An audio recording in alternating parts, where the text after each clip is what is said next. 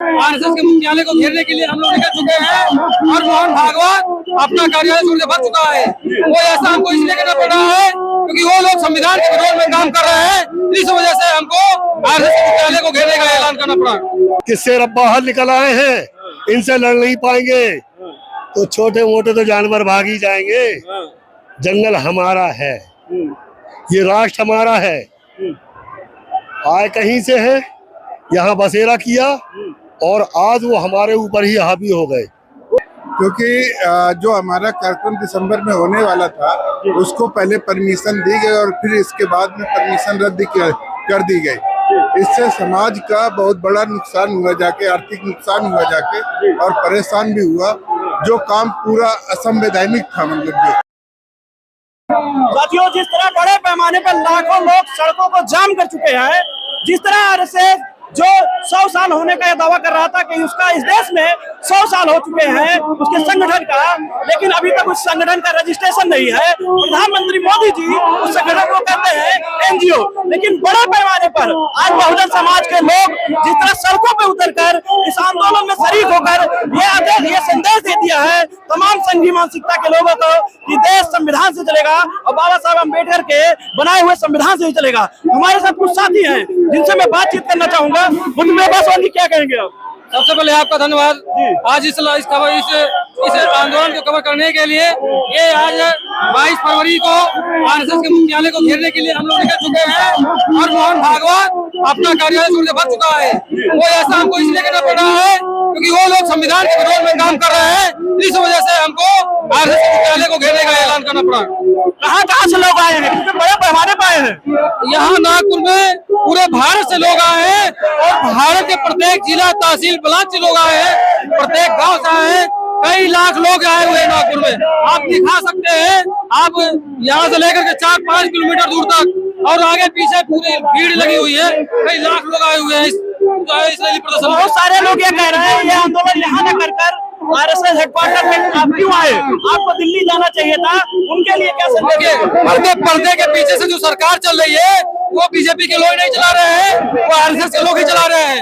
RSS के लोग ही संविधान को समाप्त करने की बात करते हैं, संविधान में मिले हुए मौलिक अधिकारों का विरोध करते हैं।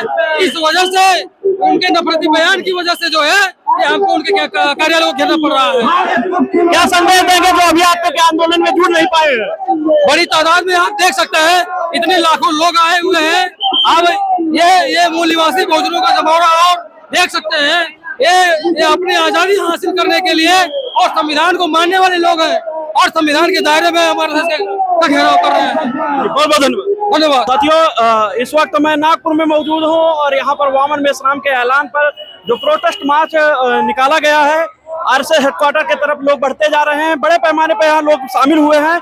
हमारे साथ क्षत्रिय मूल निवासी महासंगठन से हमारे साथ साथी हैं शिव विजय सिंह जी, उनसे हम बातचीत करेंगे। सर, आप लोगों का भी समर्थन था इस जो ये प्रोटेस्ट था आरएसएस के विरोध में, तो क्षत्रिय लोगों को इस प्रोटेस्ट में क्यों सहभाग करना पड़ा सर?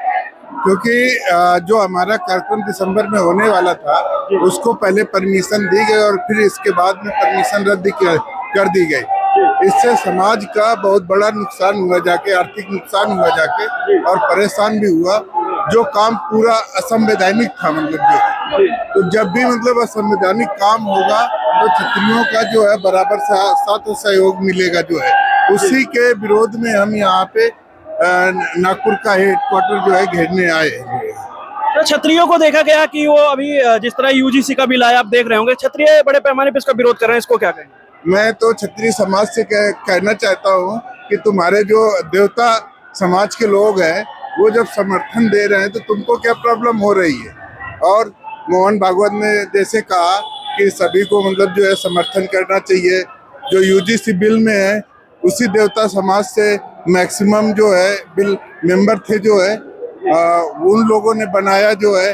पीएमओ में जो ज्यादातर मतलब आईएएस अधिकारी हैं जो है वो सारे के सारे ब्राह्मण समाज से हैं और उन लोगों ने जो है ये बिल को पास करवाया जो है।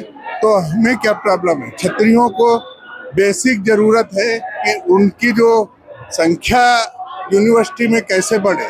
जो क्षत्रिय आंदोलन कर रहे हैं वो किसी न किसी मतलब जो है कहने के मतलब जो है भटकाव में आ रहे हैं और उनको अपने समाज का प्रतिनिधित्व कैसे बढ़े उस पर ध्यान देना चाहिए। क्षत्रिय सर एक बात और देखने को मिला, क्षत्रिय समाज जब से बहुजनों के करीब जाने लगा तब से ये आरएसएस जैसे संगठन को बड़ा आरोप लगता है कि क्षत्रियों और बहुजनों के बीच में जो भाईचारा निर्माण हो रहा है उसको भी तोड़ने का काम आरएसएस संगठन कर रहे हैं। इस पर क्या कहेंगे? जो देश की अखंडता को देख नहीं सकते वो इसी तरीके के षड्यंत्र करते रहेंगे, क्योंकि उनका फंडा है डिवाइड एंड रूल। वो जिस तरीके से बांटते रहेंगे ऐसे बांटते रहेंगे तो वो अपना जो है रूल करते रहेंगे। लेकिन अब क्षत्रिय समाज भी जागृत हो चुका है, इनके बहकावे में आने वाला नहीं है। उसको भी पहचान हो चुकी है कि कौन हमारा दोस्त है और कौन हमारा दुश्मन है। अंत में तमाम SC ST OBC और क्षत्रिय भाइयों को क्या संदेश देंगे? मैं ये संदेश दूंगा जो है कि वो किसी भी तरीके से अपना भाईचारा जो है बर्बाद न करे जो है, और आपस में मिलजुल के रहे। जब हमारा दुश्मन है वो मतलब जो है कह सकते हैं डिस्क्लोज हो चुका है कि हमारे लिए जो है षड्यंत्र कौन कर रहा है, तो फिर जो है उसके बहकावे में ना आए। आप इस आंदोलन में आए हैं तो आपको कह दिया जाएगा कि आप नकली क्षत्रिय हैं, तो इसका क्या जवाब है? नहीं, ये भाई हमें नकली कहें या असली कहें, लेकिन हम अपने जो है मूल निवासी भाइयों के साथ में हैं, बस इतना मैं जानता हूँ जो है। बहुत बहुत धन्यवाद। तो सर घुमंतू वर्ग से आते हैं और इस आंदोलन में सर का सहभाग रहा है और बड़े पैमाने पर सर लोगों को लेकर उत्तर प्रदेश से पहुंचे भी हुए हैं। सर जिस तरह ये आंदोलन देख रहे हैं कि लाखों की तादाद में यहाँ पर सड़कों पर बड़े पैमाने पर SC ST OBC BJNT minority तमाम शोषित पीड़ित वर्ग सड़कों पर उतरकर RSS के खिलाफ में प्रोटेस्ट कर रहा है। तो घुमंतू वर्ग के आप लीडर हैं, तो आप इस आंदोलन में आए हैं, तो क्या कारण है सर आप इस आंदोलन को समर्थन दिए? हम इस देश के मूल निवासी हैं और हमारे लोग रोडों पे बसे हुए हैं।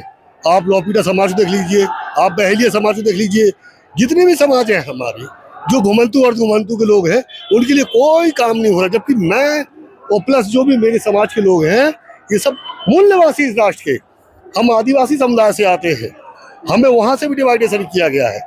ये मनुवाद के कारणवश हुआ है, जातियाँ बनाने के कारणवश हुआ है, जो हम लोगों को डिवाइडेशन किया गया है, अलग किया गया है। 463 कौमें हैं, 463 जातियाँ जो कि एक समुदाय की है, एक समुदाय को 463 भागों में बांटा गया। इस कारण देखने को मिला कि बताया जा रहा है वामन मेश्राम जी जिनके समर्थन में आप लोग आए हैं वो बता रहे हैं कि उनका स्टेटमेंट है, उन्होंने दिया मीडिया के सामने कि मोहन भागवत जो है वो डर के आरएसएस हेडक्वार्टर छोड़ के चले गए हैं। क्या कहेंगे? क्योंकि ये संख्या बल देखकर, बहुजनों की जागृति देखकर, बहुजनों की जागृति देख करके उन्होंने देखा है कि शेर अब बाहर निकल आए हैं, इनसे लड़ नहीं पाएंगे तो छोटे मोटे तो जानवर भाग ही जाएंगे।